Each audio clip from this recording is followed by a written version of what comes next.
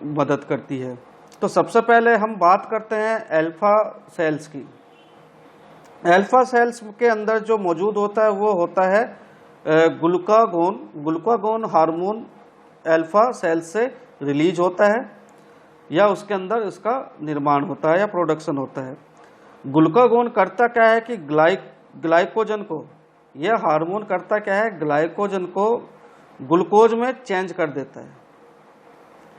Glycogen को glucose में change कर देता है और चेंज होने से होता क्या है कि ब्लड के अंदर ग्लूकोज लेवल वो बढ़ जाता है। तो ग्लूकोज लेवल को बढ़ाने का जो रोल है वो है अल्फा। तो अल्फा सेल से जो है ब्लड के अंदर ग्लूकोज लेवल बढ़ता है। उसके बाद में हम बात करते हैं बीटा सेल्स की। बीटा सेल्स जो है वो प्रोड्यूस करती है इंसुलिन हार्मोन को। इंसुलिन हार्मोन का जो प्रोडक्शन है वो हो रहा है बीटा सेल्स के अंदर। इंसुलिन हार्मोन करता क्या है, ये ब्लड के अंदर प्रेजेंट जो ग्लूकोज, जो अभी अल्फा से मैंने बताया, जो अल्फा से बना जो ग्लूकोज है उसको ग्लाइकोजन में चेंज कर देता है, वापस से ग्लाइकोजन में बदल देता है। और ये ग्लाइकोजन जो होता है वो लीवर और हमारी जो मांसपेशियां हैं वहां पे जाके उसका एक्सर्ट होती है, वहां पे जाके मेटाबोलाइज हो जाती है। तो इंसुलिन और ग्लूकागोन ये दोनों हार्मोन्स एक दूसरे के अगेंस्ट काम करते हैं।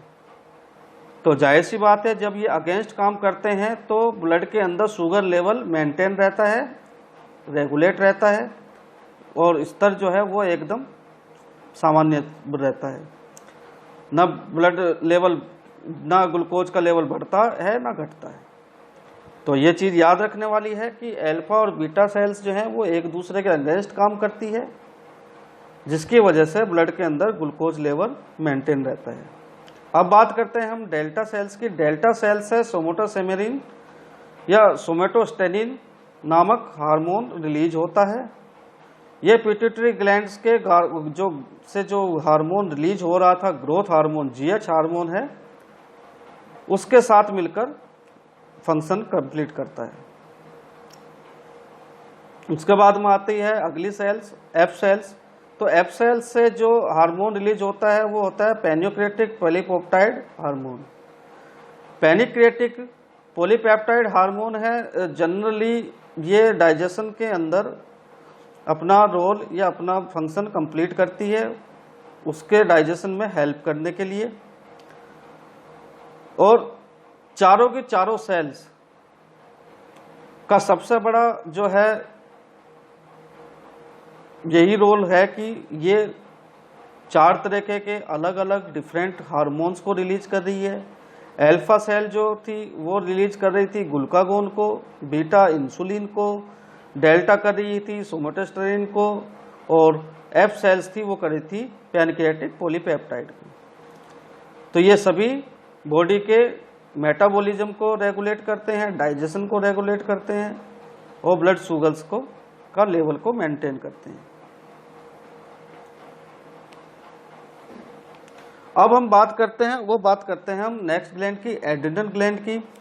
एड्रिनल ग्लैंड मौजूद होती है जो हमारी दोनों किडनी है, लेफ्ट और राइट, दोनों किडनियों के टॉप पर। दोनों किडनियों के टॉप पे ये एक अलग छतरी नुमा, एक छतरी जैसी या अम्ब्रेला जैसी, मतलब कि उसके ऊपर सिचुएटेड होती है। और इस ग्लैंड के 2 मेन पार्ट होते हैं। बीच का पार्ट होता है उसको हम मेडुला कहते हैं और उसका जो आउटर पार्ट है उसको हम कहते हैं कॉर्टेक्स। तो ये याद रखने वाली चीज है कि एड्रिनल ग्लैंड है वो कहाँ पे मौजूद है, वो मौजूद है दोनों किडनियों के ऊपर। इसके 2 डिवाइडेशन है या 2 पार्ट हैं। अंदर का जो पार्ट है वो हो गया मेडुला। मेडुला थोड़ा कॉनकेव टाइप का और अंदर से एक डिस्क टाइप का शेप होता है उसका। और बाहर की जो आउटर लेयर है इस ग्लैंड की, एड्रिनल ग्लैंड की, वो होती है कॉर्टेक्स। तो इससे जो हार्मोन रिलीज होता है एड्रिनल ग्लैंड से, उसे हम एड्रिनल हार्मोन कहते हैं। ये 2 तरीके के हैं, कोर्टिसोन और एड्रेनलिन और नॉर एड्रेनलिन। मुख्यतः 3 टाइप के, कोर्टिसोन, एड्रेनलिन और नॉर एड्रेनलिन। कोर्टिसोन हार्मोन का जो फंक्शन है वो होता है कार्बोहाइड्रेट का मेटाबॉलिज्म, और सेक्सुअल ऑर्गन है उनका डेवलपमेंट, और हमारे बॉडी के इम्यून सिस्टम को सपोर्ट करने का। तो कोर्टिकोसोन का 3 टाइप के मुख्यतः काम हो गए या 3 फंक्शन हो गए। सबसे पहला फंक्शन कार्बोहाइड्रेट का मेटाबॉलिज्म, उसके बाद में था सेक्सुअल ऑर्गन का डेवलपमेंट, और तीसरा जो हो गया वो होता है हमारे बॉडी के इम्यून सिस्टम को सपोर्ट करने का। उसके बाद में आता है एड्रेनलिन हार्मोन। सबसे मेन हार्मोन एड्रेनल ग्लैंड का हार्मोन होता है। इसका इफेक्ट या इसका फंक्शन होता है, ये करता है कि हमारे ब्लड फ्लो जो होता है उसकी रेट को बढ़ा देता है, जिससे हमारी हार्ट बीट बढ़ जाती है। तो जब भी हम कुछ बीट से हटके कोई काम करते हैं, जो हमें धड़कन महसूस देती है या जो घबराहट हमें महसूस देती है, वो हमें एड्रेनल हार्मोन के थ्रू ही देती है। उसके बाद में आता है तीसरे टाइप का हार्मोन हमारा, वो है हमारा nor adrenal hormone. Nor adrenal hormone जो है उसका फंक्शन होता है, ये करता क्या है कि सिंपैथेटिक नर्वस सिस्टम पर कंट्रोल करता है। जो हमारे नर्वस सिस्टम की जो सिंपैथेटिक जो प्रक्रिया है उस पर कंट्रोल करता है, यानी भय, यानी डर, पेन, एंगर, और हमारे इमोशंस को मेनली ये कंट्रोल करने का काम करती है। तो ये थी हमारी एड्रिनल ग्लैंड। और अब हम बात करते हैं टेस्टिज और ओवेरीज। टेस्टिज तो हो गई मेल सेक्स हार्मोन रिलीज के लिए, और ओवेरीज हो गई फीमेल सेक्स हार्मोन रिलीज के लिए। तो मेल के अंदर ये जो सबसे बड़ा जो है इसका रोल वो होता है स्पर्म के डेवलपमेंट का, और फीमेल के अंदर जो होता है वो होता है ओवा या एग के निर्माण का या उनके प्रोडक्शन का। मेल से जो हार्मोन रिलीज हो रहे हैं उनको हम मेल सेक्स हार्मोन कहेंगे, और फीमेल से जो सेक्स हार्मोन रिलीज हो रहे हैं उनको फीमेल सेक्स हार्मोन कहेंगे। तो मेल सेक्स हार्मोन 2 तरीके के होते हैं। पहला तो होता है टेस्टोस्टेरोन और एंडोस्टेरोन। फीमेल सेक्स हार्मोन है वो 2 तरह के हैं, एस्ट्रोजन और प्रोजेस्टेरोन। तो सबसे पहले हम बात करते हैं टेस्टोस्टेरोन की, या इन दोनों को जो कॉम्बो जो है उसका जो फंक्शन है वो है कि ये करता क्या है कि पेनिस और स्कोटम और हमारी जो प्रोस्टेट ग्लैंड है उसका डेवलपमेंट करने के लिए इस हार्मोन का रोल होता है, इस हार्मोन का रोल होता है। दूसरा है कि स्पर्मेटोजेनेसिस जो प्रोसेस है, यानी स्पर्म का कंटिन्यूसली प्रोडक्शन जो है उसको रेगुलेट करने का जो काम है या उसे कंट्रोल करने का काम जो है वो भी इन दोनों हार्मोन से ही होता है।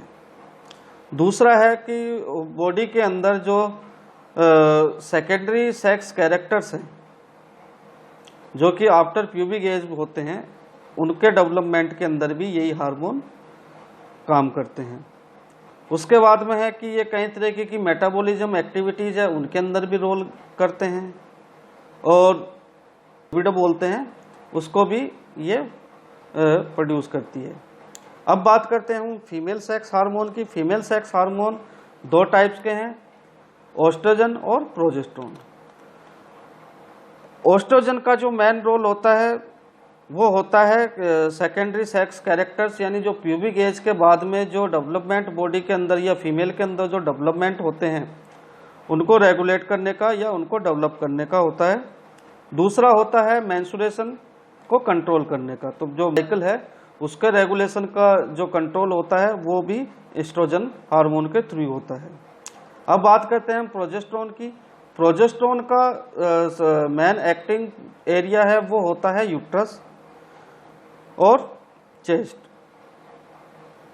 तो ह्यूमन फीमेल के अंदर जो यूट्रस है उसके डेवलपमेंट और ब्रेस्ट का जो डेवलपमेंट है वो जिस हार्मोन के थ्रू होता है वो उस हार्मोन प्रोजेस्टेरोन हार्मोन है।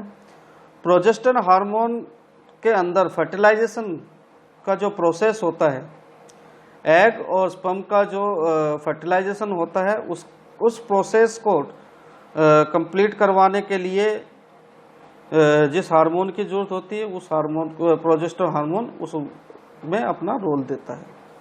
हमारे सिंपल सा इंट्रोडक्शन हमारे एंडोक्राइन सिस्टम का, कितनी ग्लैंड्स हैं हमारी, उनसे कौन सा हार्मोन रिलीज हो रहा है और उनमें कौन सी डिफिशिएंसी उनकी अधिकता से, उसकी मतलब कि एक्सेसिव क्वांटिटी या लो क्वांटिटी से कौन सी डिफिशिएंसी होती और उनके फंक्शंस क्या हैं।